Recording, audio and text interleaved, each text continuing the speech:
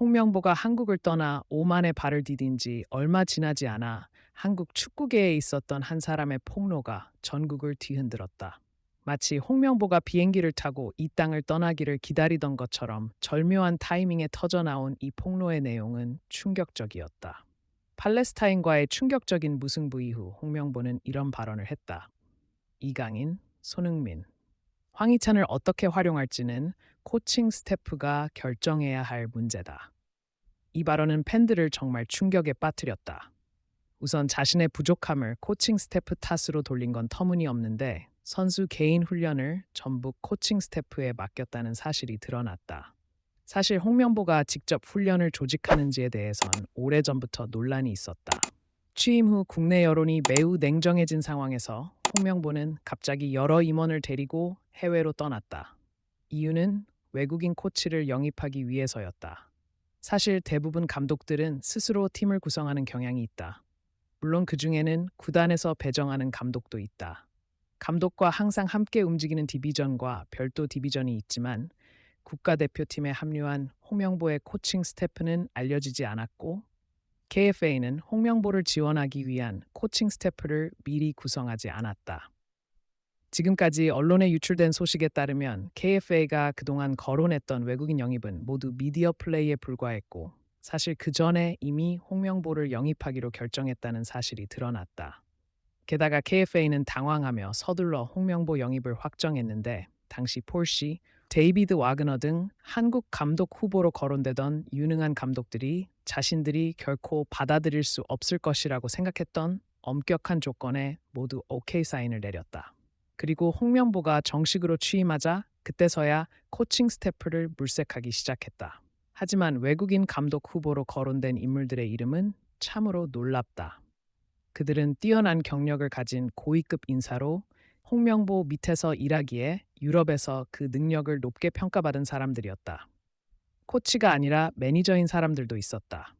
그들은 결코 부족하지 않을 사람들이었고 특히 홍명보의 첫 훈련을 이끈 감독은 감독 겸 전술 코치인 조앙 아로스였다.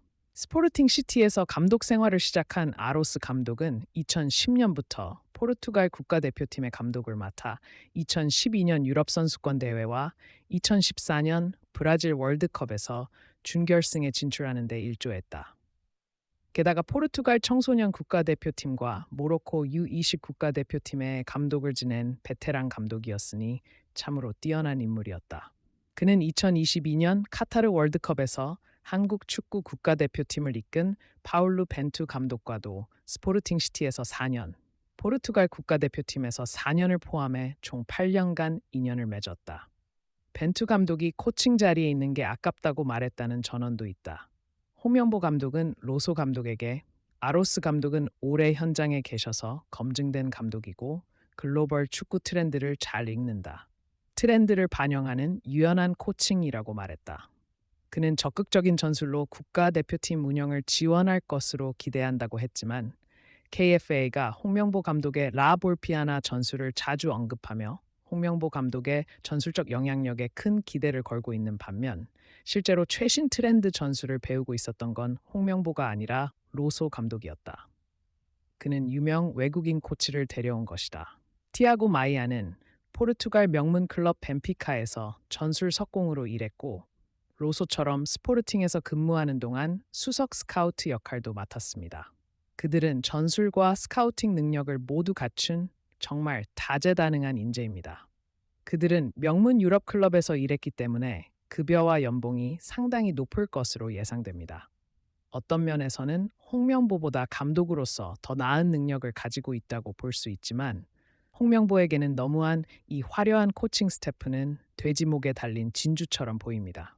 사실 홍명보는 울산에 있을 때도 항상 톱 코치들을 데리고 다녔고 1년 전부터 일부 팬들이 홍명보의 전술적 영향력을 의심했고 사실 모든 것이 홍명보 감독이 바지 사냥을 했을 뿐이라는 이야기도 있었고 한국 국가대표팀 감독의 선발 과정과 최근 경기를 보면서 팬들의 의심이 더욱 확실해지고 있습니다.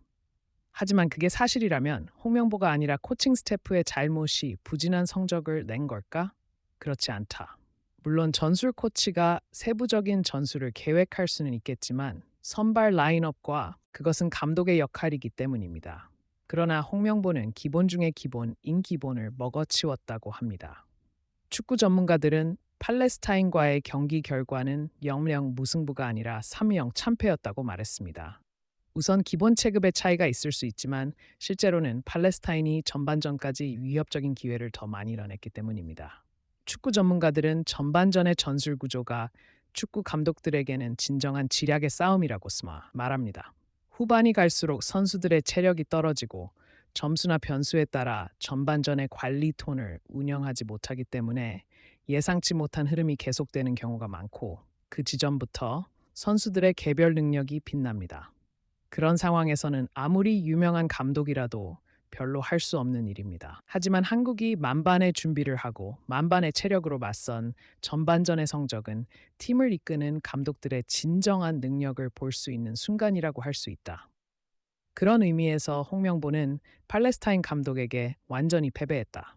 전반전엔 한국이 제대로 박스 안으로 공을 넣지도 못했고 대신 팔레스타인 측의 골찬스가 더 많았다. 이강인, 손흥민 등 선수들이 기회를 놓쳤지만 후반전이 되어서야 골 찬스를 만들어냈다. 이는 감독의 능력이 아니라 선수들의 개별적인 빌드업 전술 덕분이었다.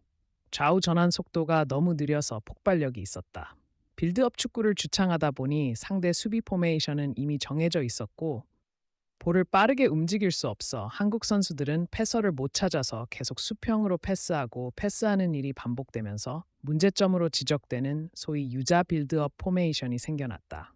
유럽 B팀의 축구를 보면 고립 전술을 자주 쓰는데 한쪽에서 패스를 해서 상대의 압박을 끌어낸 뒤 빠르게 반대편의 빈 공간으로 전환하는 전술이다. 홍명보가 노린 전술도 이와 비슷하다. 사실 한국 측에는 세계적인 스트라이커인 손흥민이 있는데 공간이 생기면 유럽 누구보다 위협적인 선수다. 그래서 고립 전술이